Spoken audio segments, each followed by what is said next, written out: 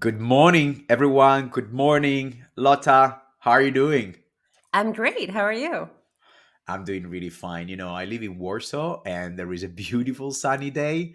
So whenever Mm. whenever there is a sunny day, I'm very happy. Like boom from the very morning. What about you? What about Helsinki?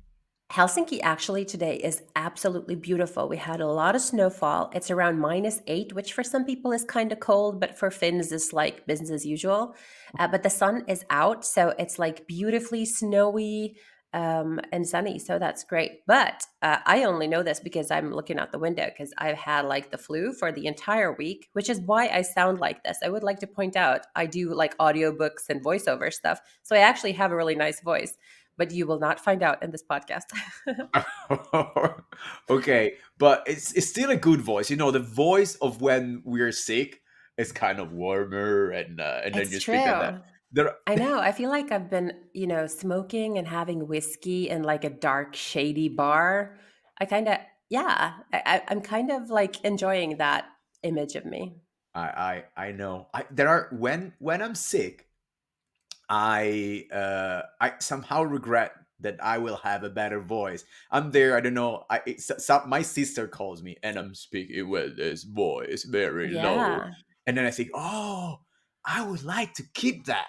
It just I oh know. oh. I don't know. Maybe you should. Maybe you should take up smoking and drinking whiskey. That could help. Well, the drinking whiskey can happen. The smoking, I quit smoke every winter. Guess what? Oh, I smoke from April mm-hmm. to September, and then Well, I don't yes, like to go because outside and smoke. So I love to sit outside, right? And smoke, but there's like, I don't know, 3.5 days of that kind of time in Finland. So the yeah, smoking period is quite short in Finland. Yeah. exactly, and the same in Poland. So I don't want to go outside. I know it's not great to say I smoke, but I still No, no, no. do You're it. a summer smoker. You're like a seasonal smoker. And this speak, and I'm very happy because it makes me feel that I have very strong will. So it tells me Mm, so every year I can do it. But very good. let's dive into Lotta Backlund. I want to show you something, or actually make you listen to something. I have Uh-huh. here a little bit of a summary of Lotta Backlund, and it's generated by AI using everything that it found on the net, Oh my God. plus your LinkedIn account, right? And I told her, generate for me something. This is what I'm gonna do on every episode, and I prepared it for you. Do you want to listen to it? I do. I definitely do. Let's try. Let's try. Let's see if it works. Lotta Backlund, a dynamo in the world of communication and media.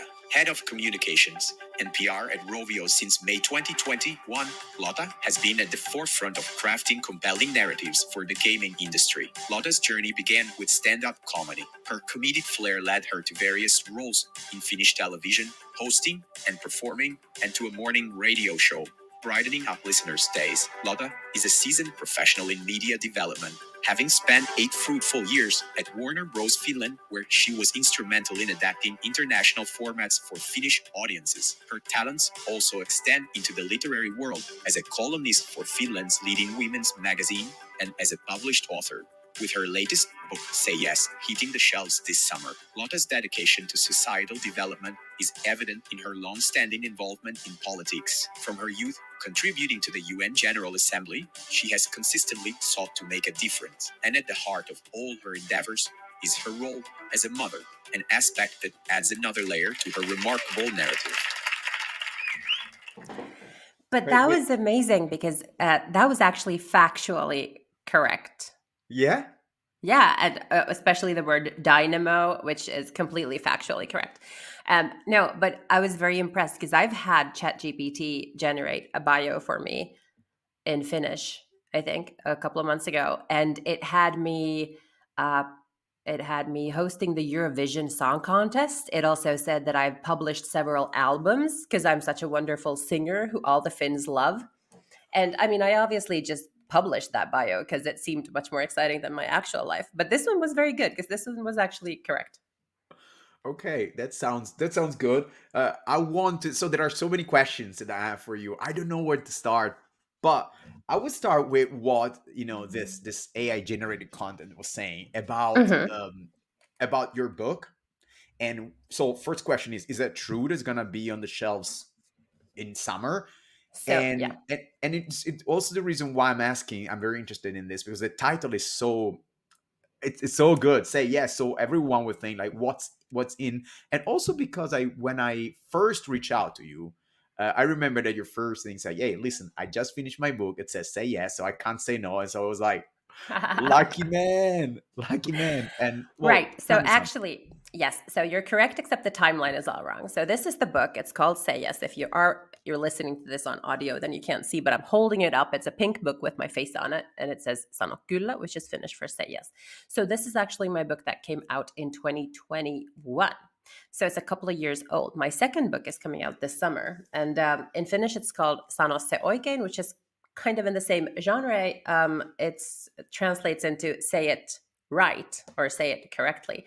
And that's going to be a book about what you could learn from like corporate communications and political communications to implement into your personal life. So there's going to be tips on, for instance, how do you break up by text? Or if you're in a crisis in your marriage, then actually those things are solved exactly like big crises in companies are solved. So whether it is that you cheated on your wife or it is that you dumped like 800 tons of oil into the Mexican Gulf, this crisis will be handled communications wise exactly in this, according to the same principles. So that's what the second book is going to be about, and that's going to be out in July or August. Okay, July or August. Okay, sounds good. It's very interesting the content that you're writing on, and they are sort of complementary, right? Like one is the follow up to the first one, correct? Well, a little bit. So the first one is really a self-help book. It's about like how to conduct your life. It's all about like having hustle, about having how to get better self-esteem, how to you know have a better life that looks like you, like having the courage to take maybe sometimes difficult decisions and choices on what to do in your career and in your life. And that's a very motivational book. That's something sounds like something that we need. That many people need. One of the thing that I hear the most is from people is that they don't have that self-confidence sometimes to just come across as a like as a normal person. Even I have, for example, a couple of friends that they constantly mention how they don't panic, but they don't Hmm. feel good whenever they are in a situation, a public situation. So, for example, we're going to every second Friday we go to international meetings here in Warsaw, and there's this friend of mine who goes with me, and he says, "How is that when you enter? People just say, 'Hey, Pietro,' and no one remembers me." And it's like I don't know how to approach people like you do. And I just my question my answer, my response to Hmm. that is always just like, first of all, relax. And then it's also something that you build in time, is not like overnight, but just try to be no, like yourself and not to impress anyone. um Hmm. I don't know how. What would you suggest to someone that has the same Yeah, question? well, yeah, your friend's kind of right in that our society and our social aspects of our lives are rigged in favor of extroverted people, right? So if you are like you, or I guess like me, who love talking to other people, who love talking about ourselves and learning about new people and getting to know new places and going everywhere, then you're going to have a much easier time doing all of that, making new friends, getting new acquaintances, picking up the phone, calling someone you don't know is not that much of an anxiety inducing effort for us. And it is harder if you're introverted. But then, there's a lot of stuff that's hard for some people. Like I'm terrible at chemistry, and just, the world of chemistry is rigged against people like me who don't have a fucking clue how chemistry works. My daughter had her chemistry test yesterday and I was trying to help her and I can't. Like it would go worse if I tried helping her, right? So, yeah, life's unfair. I feel you. I feel you. I have the same. I have the same. But then still stay on that topic. Like, would you? would you say is the right suggestion also to say learn how to listen rather than projecting yourself? Like one of the things that I know how to do well is when I go among people and just like tell me your story. I want to Mhm. know. Yeah, please. And then maybe my story can come later. But I think that Yeah. that also helps. No, what would you think? Well, yeah, yeah. And it's great if you are naturally curious and you actually do want to learn about other people. Because I think like other people are really interesting a lot of the time. So I do actually want to know what their thoughts are or what they've done or their story. But if you think about charisma and you think about someone who's really charismatic, usually actually charisma isn't about that person. Charisma is about how you felt with that person or after you met that person or after you saw that person. So charisma is about how I can make you feel, not how I come across necessarily. And a lot of the time when we talk to people, they're going to remember how they felt when they talk to you. They're not going to necessarily remember all the anecdotes or the details you told yourself about them. So listening is perfect, and that's true whether it's professional, whether it's personal. Like if you're dating, if you're trying to make new friends, ask questions. People love talking about themselves, and when people feel seen and heard, which they should be and not just feel like it. Yeah. But yeah, yeah, you're going to be more liked. And there is really I love what you said. It's true. Everyone has an interesting story. You just need to then the point is there the drawback is sometimes people don't know how to ask, sometimes they don't know how to say it, but you can always find something interesting in anyone, regardless of the status, whether there are incredible, like, stand-up comedians like you, or great head of communication like you, or something else like you, or something like you. Well, actually, you brought up stand-up comedy, and that's kind of the first place where I also learned that you don't have to pretend you're someone else. Because, like how you were saying to your friend, like be yourself. That's where like true charm and charisma comes from, when you're really comfortable with who you are. A lot of the times, for instance, when we talk about how people are doing public speaking, we kind of try to push them all into this one box where you're supposed to like be live role playing this extroverted, charismatic speaker. Whereas, in fact, what we should be doing is like pulling out that person's personality and have that be them on stage as well, because that can be really charming and really interesting when you feel like you're actually speaking with your own voice. So people should do that. And that's so evident in stand up comedy, right? Yeah. So you can see two people that are both absolutely hilarious, and one of them can be like a small, nerdy guy who has like really nerdy jokes and he almost doesn't move on stage. And then on the other end, you have like these super energetic, Dane Cook kind of stand ups who just walk and run across the stage and they yell and they take contact with the audience, and they can still both be hilarious, but they can be really, really different. And that's actually really true for anyone in any context, like just without the punchlines. Okay. Well, it's so your fault. You talked about comedy, stand-up comedy. Now, it's your fault. You brought it up. So what I like of this show, or the idea of this show, is like it's a conversation. So we talk about whatever we want. So you talk about that. I'm in. I'm gonna go in. So tell me everything about it, starting from what kind of character are you on stage? You were talking about this and that. Like, and how do Mhm. you do it? Well, I think the most important thing when you do go on stage, I think the funniest people are a version of themselves. They're not actually doing characters. It really does. Huh. But the best comedy comes from true pain, true insight, true feelings, true fears. But the more you actually feel those things, the more genuine your material is going to be, and that's why it's going to be funny. So Mhm. I would say it's not a character. It's me. It was me on stage.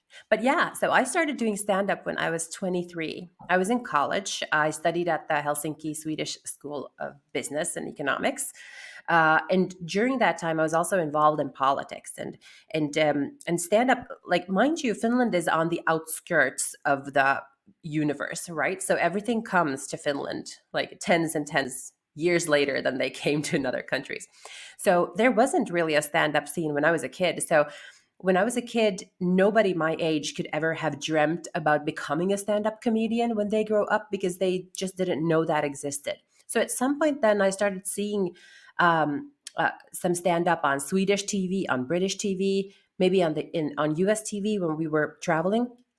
And I just thought, that's amazing. Like, those people went on stage and then it took like 15 seconds and the audience was laughing. And the audience kept laughing every 15 seconds. And there's no like funny hats or banana peels that they're slipping on. There's just that person and that story. And I thought it was amazing. So I was really interested in that, but there wasn't really a place where you could try that out. Especially there was no place where you could try it out if you're under 18 and you couldn't get into bars. But then when I was in my 20s, maybe we started seeing some clubs coming to Finland and some actors were trying to do stand up and maybe some local stand up comedians. And then I saw an ad for a stand up comedy course. And I thought, I don't know, I feel like I'm probably kind of funny. And then I still remember I had this friend in college. We were sitting with a group of friends one evening. And then at that time, Conan O'Brien had a late night show that was on TV also in Finland. And he said, you know what? I would rather watch Late Night with Lotta Backlund than Late Night with Conan O'Brien. And I thought, oh, like people actually think I'm funny? Like I'm actually Wow. funny? and Wow. so and so I then decided to go on the stand up course, and then it just took off really quickly from there. So the course, if you go on a stand up course, it will not teach you to be funny. If you're not funny, you're not going to learn to be funny in a course, but it will help you to kind of Mm, I don't know, organize your thoughts into material. Like, how do you write? How do you perform? Where can you go perform? Stuff like that. So it was really helpful to do that course. But it was 3 days, and then a week after that, we did 5 minutes of our own material for the rest of the people only on that course. And then once I had done my 5 minutes of material, the organizer came and said, "All right, this was I think May," and she said, "All right, so are you going to come on stage for real in September?" And then in September, I then went on an open mic evening and did my first gig. And how did it go? It went really, really well, but I also had pretty much rehearsed the entire 5 minutes by heart. So I guess the building could have caught fire, and I could have probably plowed through. Uh, Later on, obviously, not as much rehearsed material, but it did go really well, and I think that's pretty important that people were laughing because then Okay. then you go like, oh Yeah. shit, okay, this is like better than heroin, and I have to, this is all I want to do for the rest of my life. Okay. Okay. Wow. You gave me, you could take your break to just to drink something if you want before I kill that moment. I apologize. But that gave me an idea because the one thing that I hate of me, I am, I can't say I'm funny. I can laugh with people. I can have, but Hmm. I can't. For example, I can't say jokes. Right? If I Right. say a joke, people are like, uh-huh, uh-huh. And it was like, okay, I don't know why I Hmm. can't just say properly. But And that's fine. Not everyone has to be funny. no, you're right, Like, but you're very it's handsome. You have that going for you.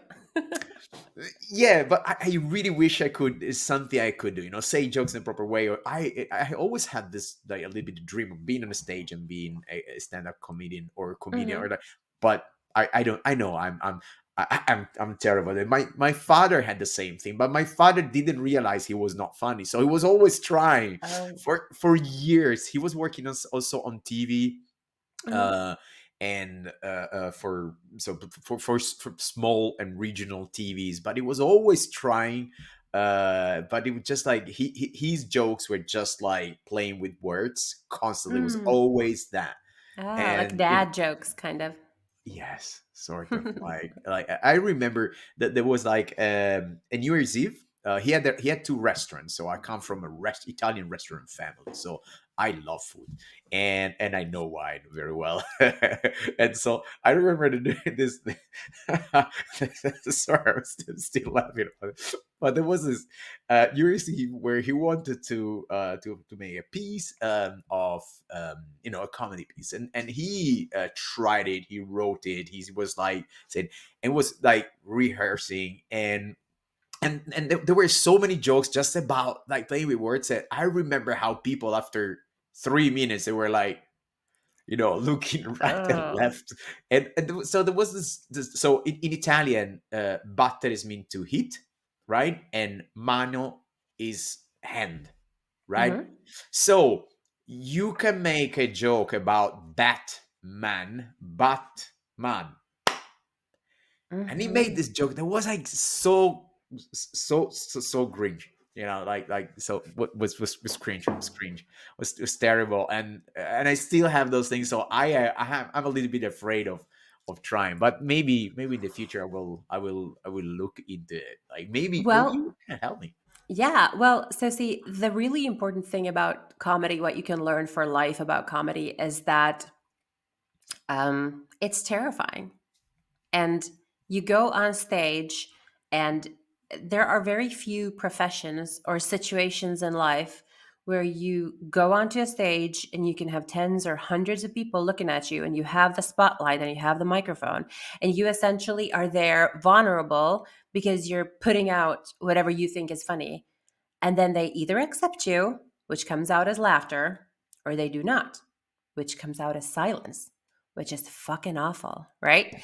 But that Exactly. comes with the territory. So, but the laughs are so worth the risk, for some people. Okay. Not everybody wants to do it. And then also, of course, the ratio is important. You need to get more laughs than you get more than silence. So if you're not getting that ratio right, then maybe you're not cut out for comedy.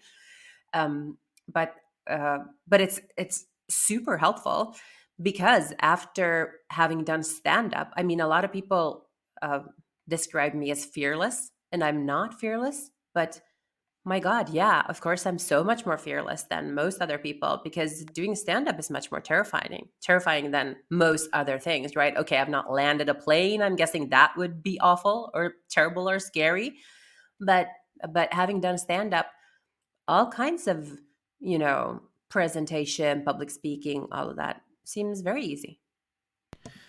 Yeah, it's that's exactly what you said before, right? Is that if you're going on a stage and reciting poetry, or like you're an actor, like something related to drama, right?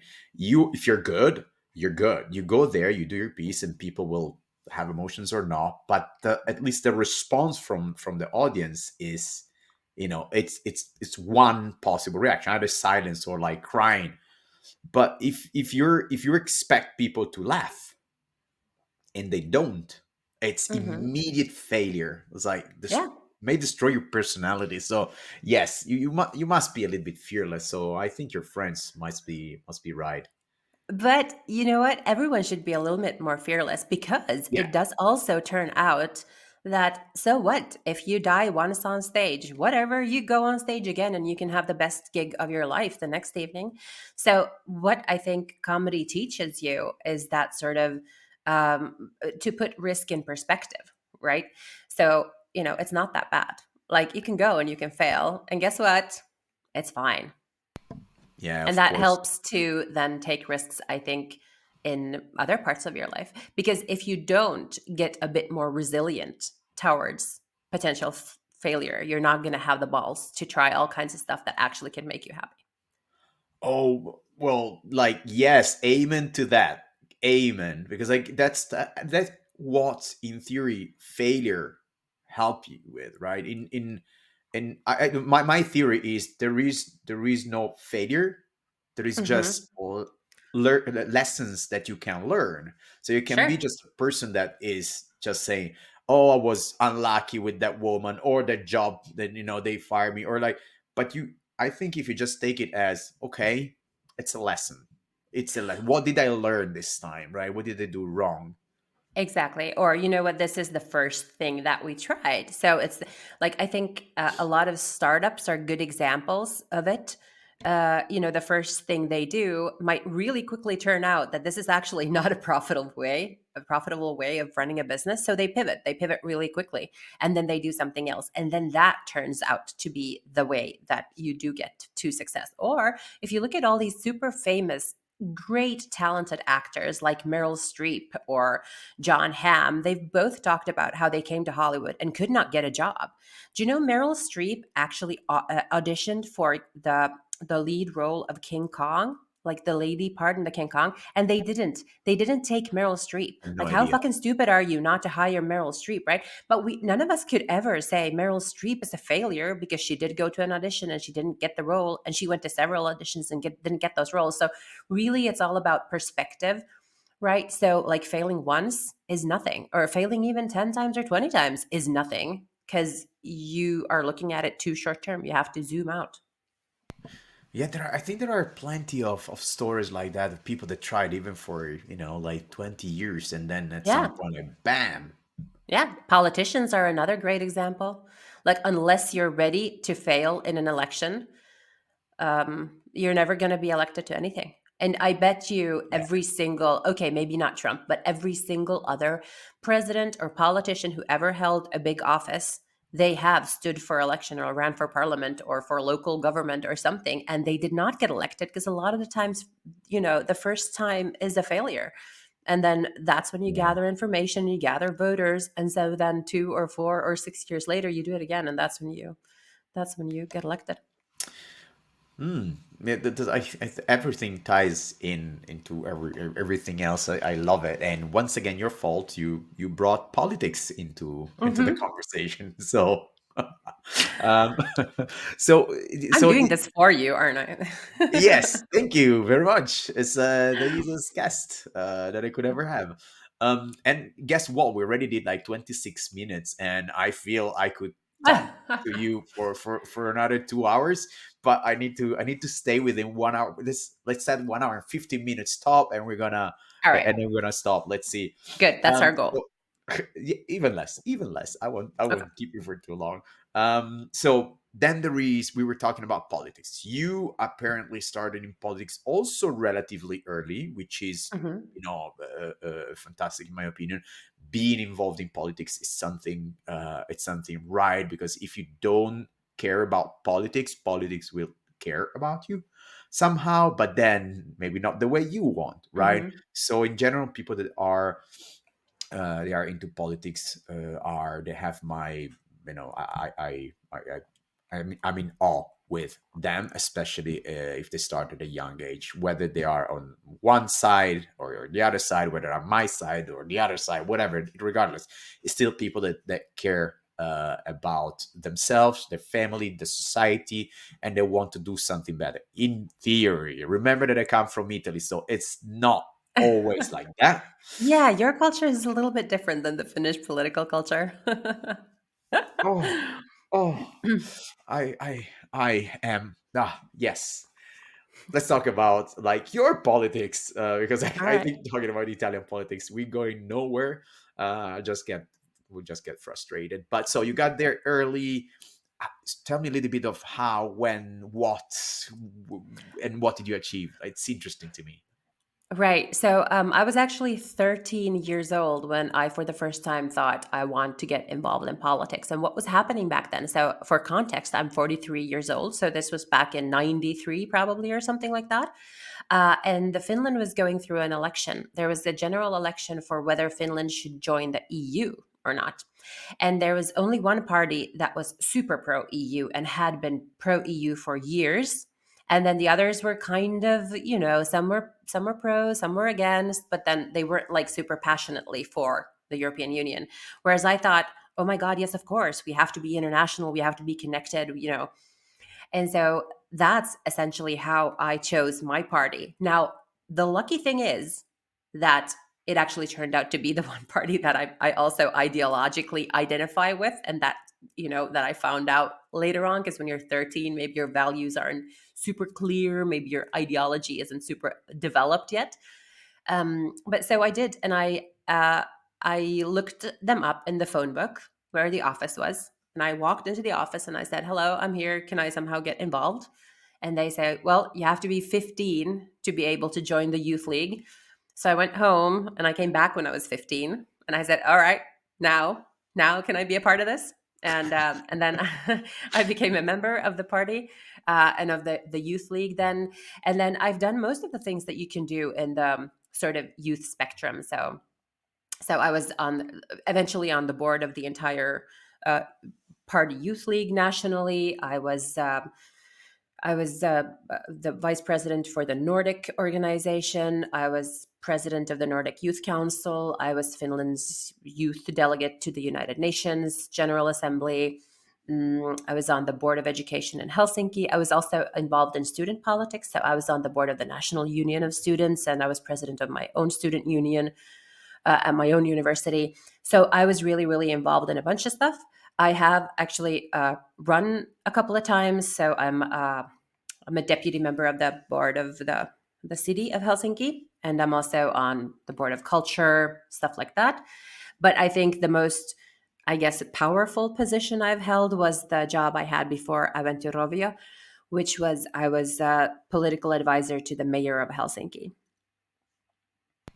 Political advisor to the mayor of Helsinki. Wow, Yeah. that sounds big. Is it big? Well, I mean, Finland is a small country, but Helsinki is, in terms of being a city, it is the biggest city. It's the most populous city. It is the biggest employer in Finland. So, yeah, it was, but it was especially, it was interesting because if you work for the mayor essentially runs everything. They have everything except the police and the military, right? But every other aspect, I mean, for context, Finland is a we call it welfare nation, so there's a quite a big public sector, but the public sector in the city is there for the citizens from cradle to grave, right? So even before you're born, you have the maternal meetings with your doctor, and then we have daycare, a huge daycare system, so that we can get women back to work early, and get kids integrated with other kids in daycare. Then there's the school system. There's so many touch points for citizens with the city. But then on the other hand, it's not just small and local, because cities are, going to be the ones that eventually solve all our big problems, right? So for instance, with climate, it's really important that we have, UN climate congresses, and we have overarching climate goals that are international. But in the end, it's going to be about how do we build our houses? How energy efficient are they? How do we move in the future? Are we going to be moving more electrically, or is there going to be public transport versus is everyone going to be driving around with their gas-consuming cars? So, implementing all of this stuff is going to actually be happening locally. So we can see that cities are really the new nation states in a lot of ways. So working for a mayor is, at this time in time, super, super interesting. Wow, it's something that always strikes me for being super helpful, right? This, being part of like the city council, and also, in my opinion, being in the city council, like in a city like Helsinki in Finland, it's great. I don't know if you know about that, but I'm in love with the city, and with Finnish people in general. I found them incredibly fair, incredibly. Hmm. I've been working in the video game industry for wow, it's already more than 16 years old, 17, almost 18 years, right? Hmm. And so always been on the service provider side. Most of the time, I started at Nintendo, but then the other 16 years it was like at the service provider side. So I've been working with everyone, right? I've been working with people from Finland, Germany, Spain, blah blah blah, and no one is like the Finns. If you make a mistake, if you make a mistake, or if you make multiple mistakes, and the Finns will tell you, "Hey, you made a mistake." They will be quite straightforward. You made a Hmm. mistake.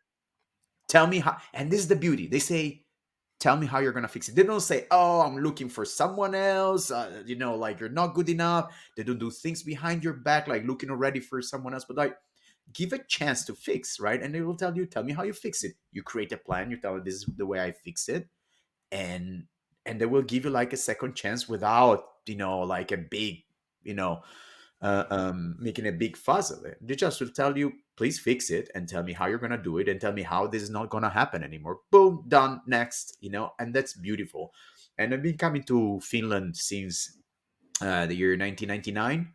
Hmm. almost every year, and often, and I really like it. So I think that Helsinki is so well organized, and I think that yesterday I saw an That's true. article that was talking about how Finland or Helsinki, together with another city in the Netherlands, is like the best vi- but like I don't know, like traffic management of the Hmm. city, which doesn't surprise me. So and I can imagine working for Wiki in politics in Finland. It must be good because things are done and properly in a good way. Well, that's true. And kind of going back to what you were saying about Finns, I do think maybe we're not the most creative people, but we are super pragmatic, I guess, so we're probably pragmatic also in all of that, like whether it's, planning of infrastructure or traffic or city planning. Uh, this also, I mean, you have to admit, is possible because we have quite a big public sector, which is then reflected in our taxation, right? Which we're actually kind of all fine with, but it does feel like a big chunk of money that's taken out of your paycheck for foreigners who come in. Yeah, yeah. So how from there, from Mhm. being in politics in this amazing country, in my opinion, maybe too cold for an Italian. I A even little, yeah. Or yes. for a Finn sometimes. Well, I even thought about moving my family to Finland. It became like very expensive, the moving and staying, so, and like wouldn't, so I decided not to. And also, like, it's so incredibly cold sometimes that I think it's not even just cold. I think you can take it in Poland. You can go. It's always like 4 degrees warmer than in Finland, but Hmm. still is the darkness. It's like too much dark. Yeah, Maybe that's true. that would affect me. Yeah. So from politics to Rovio to video game, question number one is, are you a gamer? Question number two is, how do you move to Rovio? So, yes, we actually did a campaign last year for Women's Day, for International Women's Day, where we had different kind of women coming in and saying they're gamers. Because gamer, the title, right? We have gamer gate and all of that. It's very sort of male and masculine. And I also think it's been hijacked by console gamers, for instance. So if I play a mobile game for an hour a day, wouldn't I count as a gamer? Right? So yeah. Yeah, Uh, yeah, why not? so the mayor's term was ending. I saw that Rovio was looking for head of communications and PR. I decided to apply. The last sentence in my application was, after I had explained who I am and what my CV and all my, professional credentials were. The last sentence was, and not to brag, but I do have 3 stars in all my restaurants in Cooking Fever. Um, to convey that I No, do you in fact didn't. play No, you mobile didn't. games. No, you Of didn't. course, of course. Oh, by the way, I am amazing in Cooking Fever. I am so good. But and yeah, so when I started, then I did get the job. I started and I downloaded all of Rovio's games because obviously everybody knows Angry Birds, everybody knows the Slingshot game. But I knew that there were other games too. For instance, Angry Birds Dream Blast. So I downloaded Angry Birds Dream Blast, and I am now on level 6,800 or something. So I've been playing that game a lot. And if someone hasn't tried Dream Blast yet, do it, but do it like in a time where you know you're going to be able to allocate like hours from your day to play it.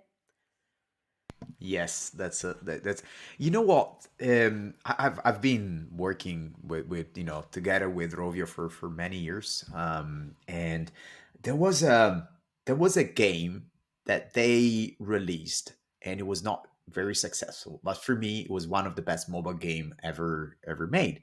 Obviously it was badly monetized at the time, and etc etc, but there was like, it was called Tiny Thieves. Yeah, oh, Tiny Thief. Yeah.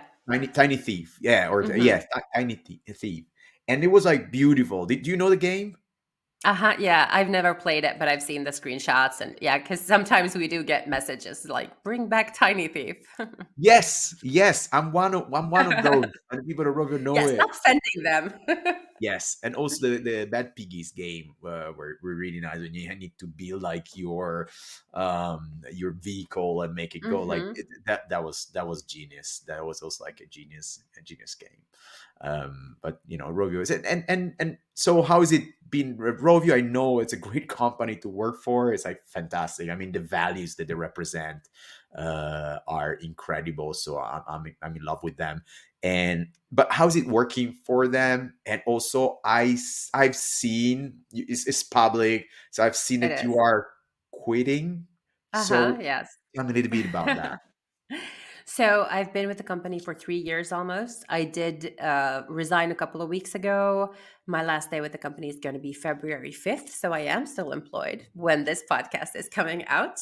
Uh, and still completely love my team there and am not leaving because of that.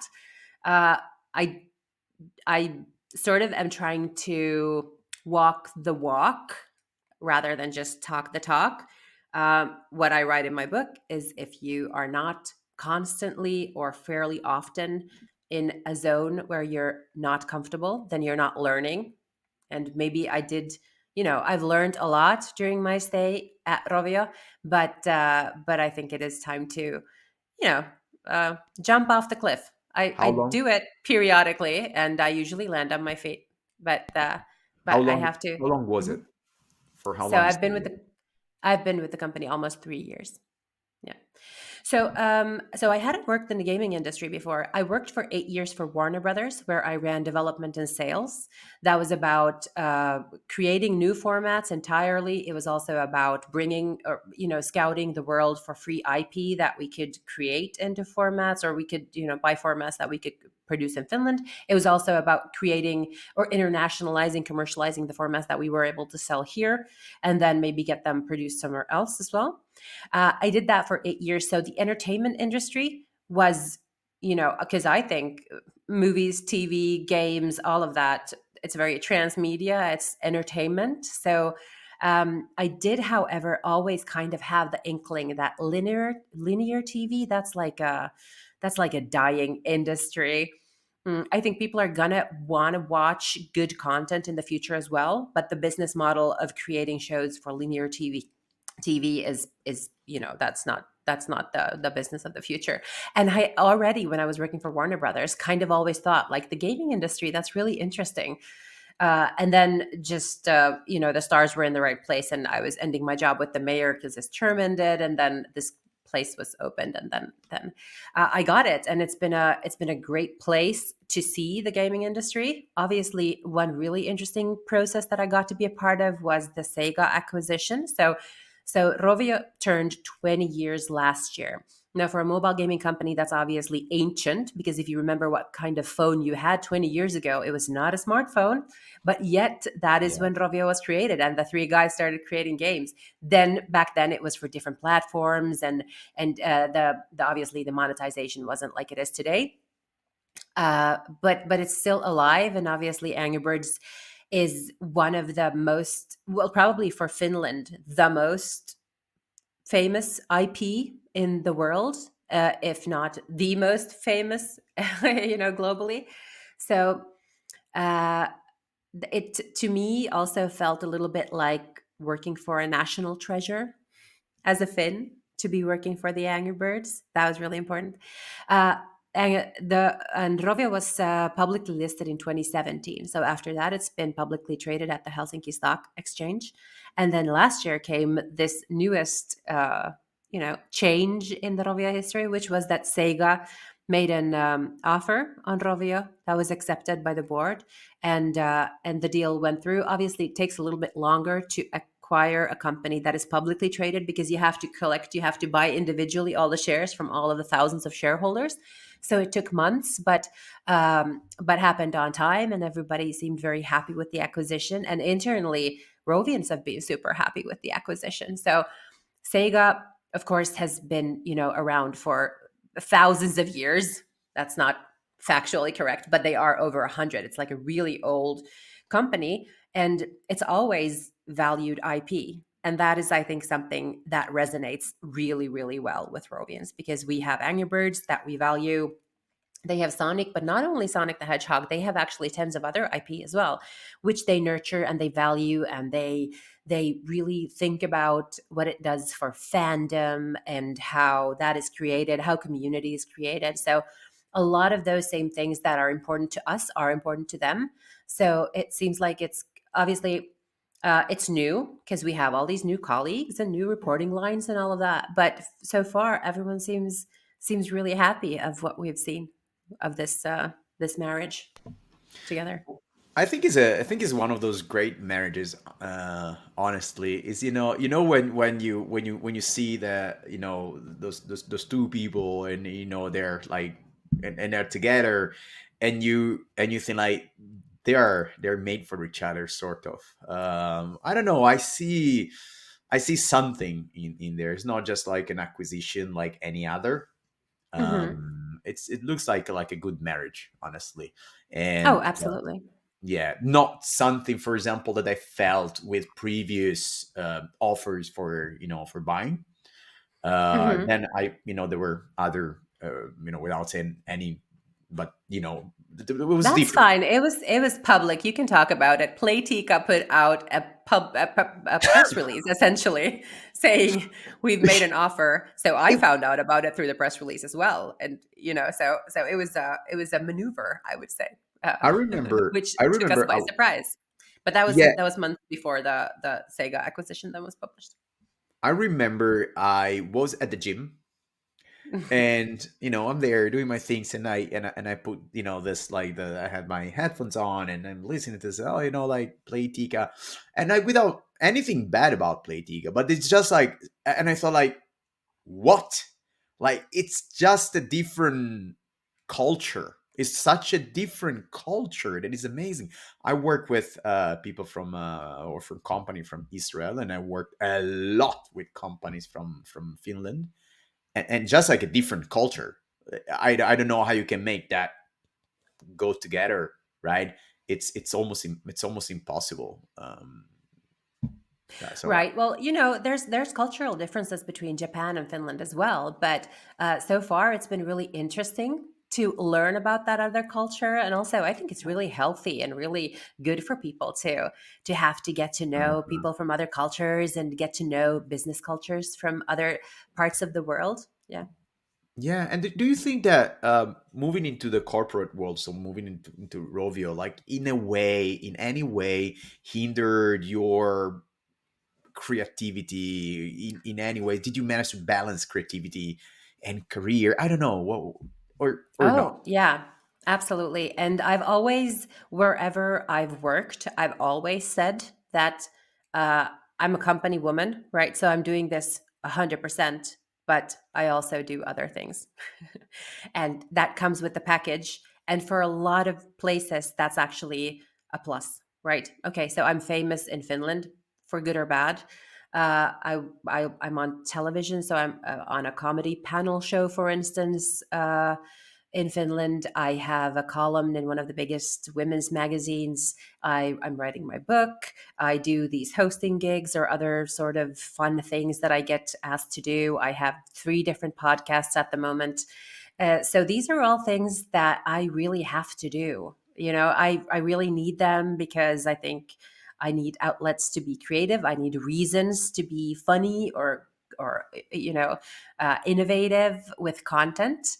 Uh, and for me, that's super important. And luckily, I've always had employers who also think it's important that I get to do those things.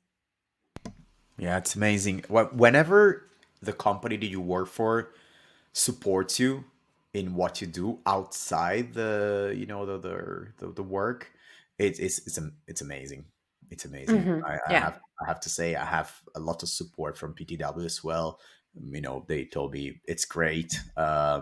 Even there was a point, even when asked me, do you want to do this podcast under the PTW umbrella, and I said, no, this must be mine.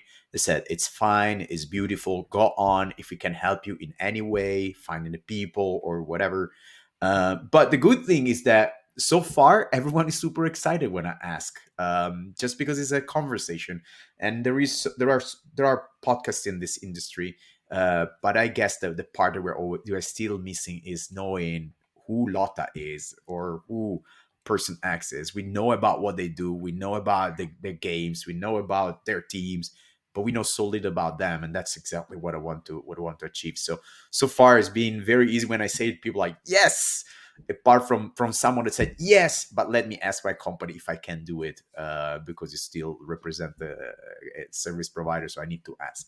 So apart from Right. that, And this is kind of what we were talking about in the beginning about being curious about people, because then when you find out something else than just their job title, then turns out that they have like all these super interesting things that they're doing. Like, I don't know, side hustles that I keep learning new things about my colleagues at Rovio. We have one of the most famous dad bloggers working. Like, he has this blog and he's been having it for years. We have a lady who owns 20 parrots, and she used to be like I I don't know what it's called when you have those parrots mate and you sell the parrots, like all this really cool but crazy but interesting, curious things that you can find out about your colleagues when you talk a little bit more than just shop with them. So I think the idea of this podcast is amazing. so thank you. Oh my god, that's what I needed it. Thank you very much. And like leave you like, um, but and what are your side things? What are your hobbies, if you have any? I mean, I am quite sure you're gonna leave Rovio and you're gonna do. I think I read from LinkedIn that you're gonna Mhm. take care of like teaching people something. You're gonna tell me more about it. But what exactly do you do also on the side at that point? Because you still have stand-up comedy, I guess. You still have like your morning show or not? I don't No. know, not anymore. So tell me how it's gonna look your life as soon as you leave Rovio. The first month is going to be just I have some gigs and I still have some podcasts. So I have one podcast that's been running for almost 6 years, no, over 6 years now. So it started out as it's me and this lady who was editor in chief for the Cosmopolitan magazine in Finland. So we were doing it for one of the tabloid or the women's magazine.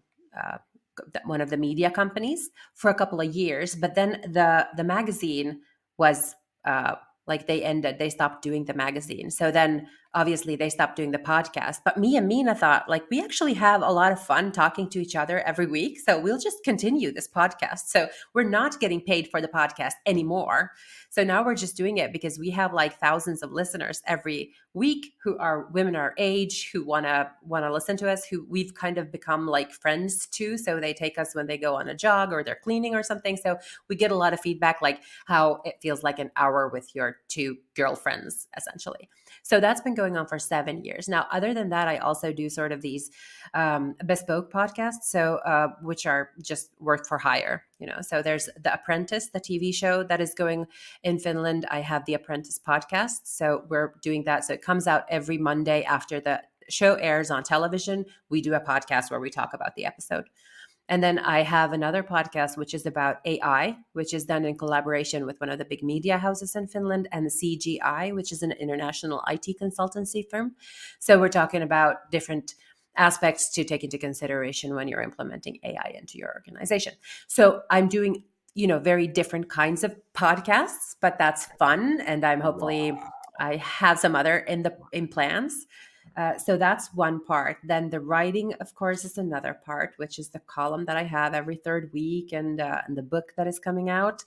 And then, I do random events that I host. There are, panels to be moderated, or you visited RovioCon, for instance, last year, or the Yeah. year before. I've hosted RovioCon, but a lot of companies have events like that, but they don't have an in-house head of communications who is a professional host. So then they'll call me up and say, "Would you like to come and host?" So, for instance, next Thursday, there's this EV company, electric vehicle company, who turns 10, and they have a gala and they need a host for the gala. So I'm going to go there and then, Oh host my that. god. So stuff like that I do also. But my plan for an actual product other than myself, well, it's kind of myself as well, is that with AI. I think AI is leveling the playing field a lot. So leaders are, getting quicker and better analysis, and um, their organizations are going to be better and quicker and more efficient. But one thing that AI cannot really help with is the way you're able to connect with people, to motivate people, to get them on your side, especially if there are changes going on. And change leadership communications is so important. But I see a lot of leaders and a lot of professionals not really putting down time in honing their public speaking skills or their presentation skills, mm, about not only how they present or how they speak to people, but what they're saying. And if I look at the companies that are in Finland that are providing these kind of like presentation skills or public speaking trainings, it's either communications consultants who aren't professional performers, they don't stand on stage weekly, or they're actors who, are good performers, but they don't know the difference between a company all hands or a board meeting or capital markets day, right? Because those are three very different kinds of places where you might have to present, and in very different ways, because you have to understand your audience. But then actors don't really do that. So I feel like there's a big gap in the market for someone who can help people with that. And I'm thinking that's going to be my gap. It's yes, there is that gap, and yes, I really wish you the best in that, because like it's needed. Not only like you're gonna be great, but it's needed. There is more Hmm. need for that. If you just even look at TikTok, how many new people are just like presenting this, like the way you need to speak, and when you speak well, Yeah. so they're trying to help with public speaking, stage speaking, Yep. etc., etc. So people want it, people need it, and then if you use it for work, or if you keep it for yourself, I think you can Hmm. learn great lessons. For example, for me, I think that even sales, just like at some point I was Absolutely. like always like Yep. on operations, QA, localization, and then I moved into sales, and sales taught me life lessons that I would never have learned: how to talk, how to listen, how to mirror sometimes, how to Yep.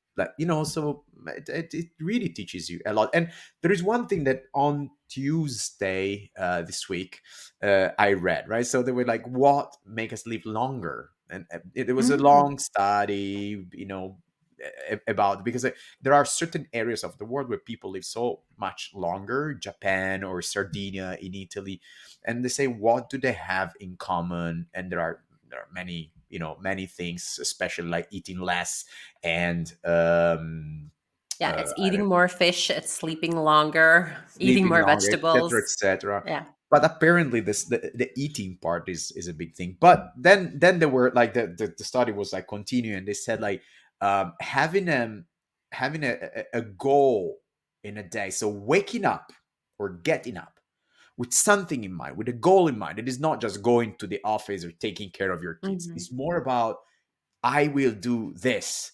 It will give you 10 years more on your lifespan is gonna Yeah. increase by 10 years just by having that.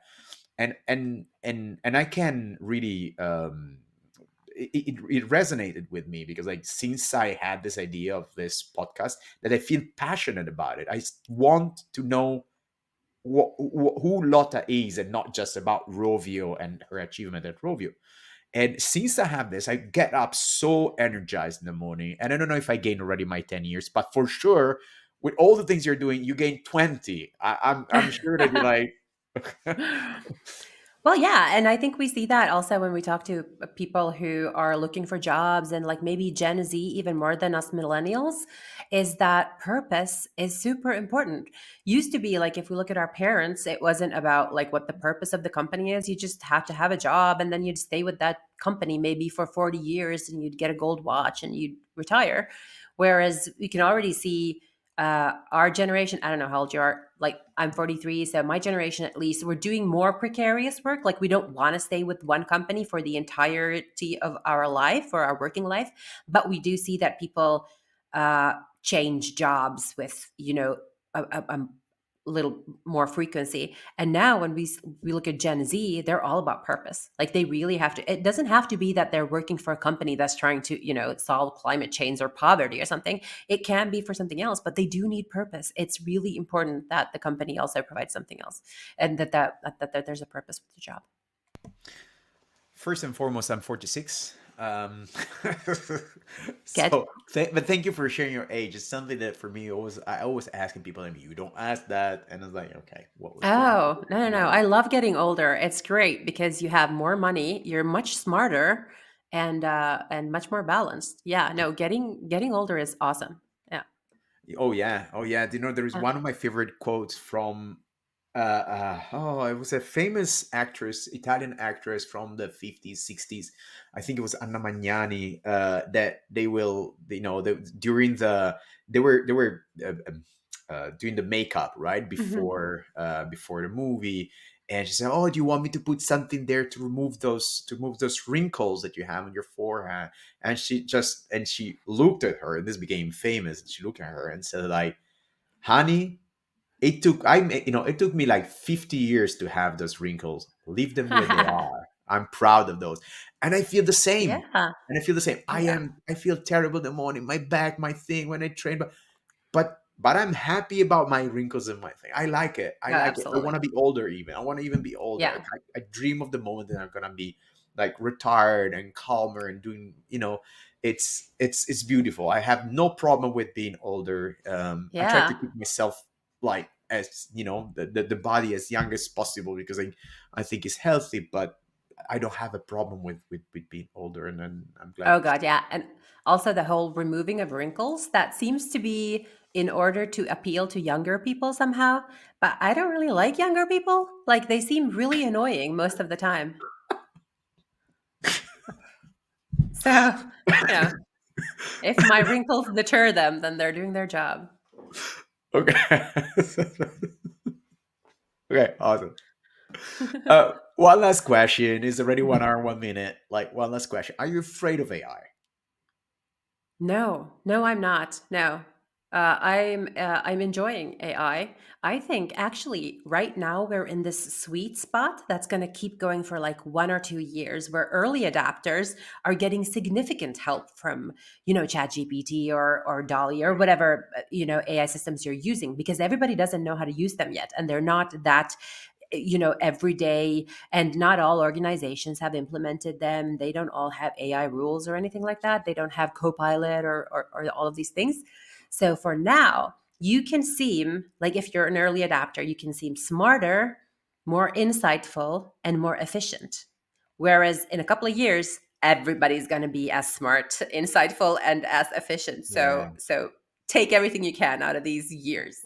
I I do think we're being much more mindful. Also, if you look at like policy wise, for instance, if you look at the EU policies that they're creating around AI, we're being much more mindful with AI than we ever were with social media, for instance. Social media could reign free, and now we're seeing the sort of bad parts of social media and the ways that it's harming, for instance, kids.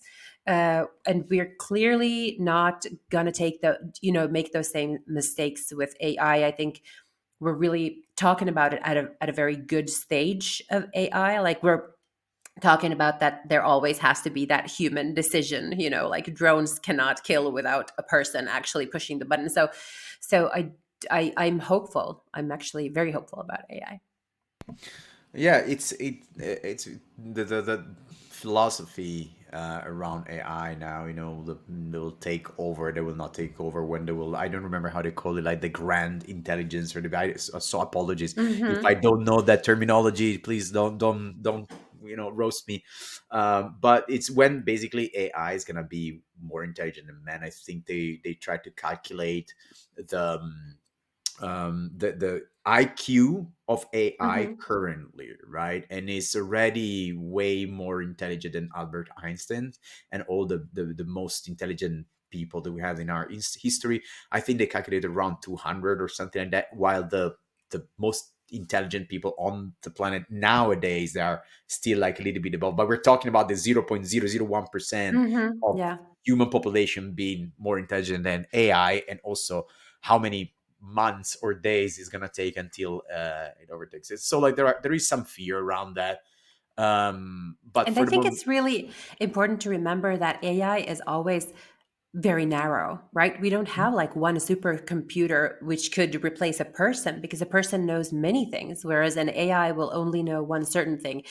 We get tricked by these large language models because they seem so human-like because we can input our questions into Chat GPT and get an answer that seems like there's like some person answering us, but in fact that's not really true because then there's a bunch of stuff that Chat GPT can't do, and we talk about these different robots or cobots or very sort of strict AIs. So I do think people shouldn't be so scared because it's not as scary as it sounds. amen to that. Once again, I think the way to use it, at least currently, like, we'll see in like in 5 years. But like I have this two example. One, the one that was made at RovioCon, by this person who was presenting about how they're using it in art. That they need to create Mm, a hat, and so like it helps them iterate like more, have more iterations until they get to the final, to something valuable. So the human being, it's obviously needed there to give the direction. And the same thing happens to me when I'm also using ChatGPT to just, I don't know, to write an email, right? I ask, but and so far the time that it takes me to write a proper email with ChatGPT is the same that if I did it alone. hmm. However, the outcome is better, right? Right. So it helps me like write this. Oh, I don't like that part. Now do it like that. I don't like that joke. Change it like that. And then I need to. But at the end, I'm really thinking like I couldn't come up with that exact same result. But Yeah. does it make sense? Oh, it does, yes. And so, one thing that I've told my team is that never again waste time by looking at a blank screen. Because that's what happens to writers, whether you're a copywriter or a creative writer or anything, you're going to look at the screen and go like, oh, fuck, I should write a blog post. And I don't know what, like if I could just get going, if I could get the three first sentences, I'll get there. But a lot of it is just like trying to organize your thoughts. Now, if you make ChatGPT do that, then you start by editing. And sometimes it does mean that you rewrite the whole thing, but it does get you going a lot quicker. And a lot of the time I've asked ChatGPT for stuff, and then there's like two words that I've actually taken out of that whole thing, but they've been so good. It's been a good pun, or it's been a good way of like formulating something that it actually has, elevated my text or whatever I was trying to do. But yeah, so going back to what you were saying about that one presentation at RovioCon, it's one of our machine learning engineers who's been training this model. But I think that's a really good way also of showing what AI is supposed to do. So what they're doing is they're generating these backgrounds for levels, for instance, in some of our games. And when we have these super talented artists, it makes sense that their working time goes to them doing much more complicated things than generating backgrounds. Because if we can have an AI generating backgrounds that are good enough for our artists, then let's put their effort into doing something more creative, something more difficult, something that actually requires humans. And that's kind of what I'm thinking about. And that's how I think AI should already be used in communications much more. Maybe we don't need human journalists writing texts that are only existing for the purpose of search engine optimization, right? So we'll have one sanity checker making it kind of compelling, but that's all the human uh, touch we need for that. And let's have the copywriter do the more difficult stuff that they probably actually enjoy more. Yes, and the same can be told about localization. Like so, like this is a Yes. server. I've been working on with localization teams for forever, and machine learning is learning and learning, and it's getting better. Machine translation is getting better, better, better. So when sometimes the people ask me, "What do you think is the future? All the translators gonna lose their job?" I don't think so. I think there's gonna be a lot more editing work to be done. That's Yeah. what you where you want to get. They're like, okay, here's what machine translation did. Let me read it. I go through it. I read it. Oh no, this doesn't make sense. Let me edit it. And it's Hmm. much better. I think life is gonna be better, even for the translators. I I really agree. believe that. I agree. Yeah, so it's not really going to be about AI is not going to take our jobs, but our jobs are going to change. Like they're going to be our new colleagues or our new assistants, perhaps rather. and you just it's just a new skill you have to learn. Yes. Well, thank you. It was like we're already 1 hour and almost 9 minutes. Thank you. Before I let you go, I need Mhm. to ask you a favor, and the favor is, if you if you could make me ever meet like Sanna Marin, that would be I would be great. Like my daughter, I tell my daughter the stories of like great women. So we have this book like the Rebel bedtime story for Yeah, for the rebel Rebel girls. Yeah. Girls. Yes. And so, and I also put there, I have to invent the story of Santa Maria. But I think that whatever she did, like she was there, she was a great example of like being, trying and being young and still like going wherever, the point that she reached is very important. For me, is important. My daughter is exposed to that kind of like stories. I don't want to, it's important. It's important to educate her to be like a great independent person, and I want her to listen to this kind of story. So if one day I could go with my daughter and like, hey, this is Santa Maria, that would be great. By the way, what about your daughter? She's 15, She's 14 now. Yeah. 14, and you have a I will not good let her meet relationship. Sana Marin. No. Okay. Okay. Okay. Okay. I have Yeah. better idols for her. Well, if you have someone else, like already my one day I'm gonna come to Helsinki, and I will make her meet you. Oh, Definitely. okay. That's gonna be, if you cannot meet Santa Maria, she will meet Lotta Backlund anyway. So I think it's still valid. But do you have a great relationship with your daughter? I do. Yeah, I guess we're kind of like a little bit of a blonde Gilmore Girls kind of thing. So we have a lot of fun together. We travel together. I hear all the gossip about everything. So I'm Oh, completely on top of what's happening in her and her friends' lives. The biggest compliment that I got was that she showed me a TikTok that her best friend shared, which was this girl who uh, goes to her friend's house, and she's like gossiping with the friend's mother for half an hour. And so apparently, I'm like the favorite mother of the friend group, which is, I think, a huge compliment, because teenage girls aren't always perhaps the most accepting of adults. So I'm very happy about that. Yeah, no, I actually genuinely enjoy her company, and she enjoys mine, which is great. and what is the one thing that you want to teach her? What is important for you that she learns from you? Well, it's not chemistry, I'll tell you that. It is to I so I think this is a gift that was given to me somehow genetically. It's not something I learned, but I have not always, and am not, super interested in what other people think of me. Like, I'm interested because everyone is interested, right? But it it does affect me very little.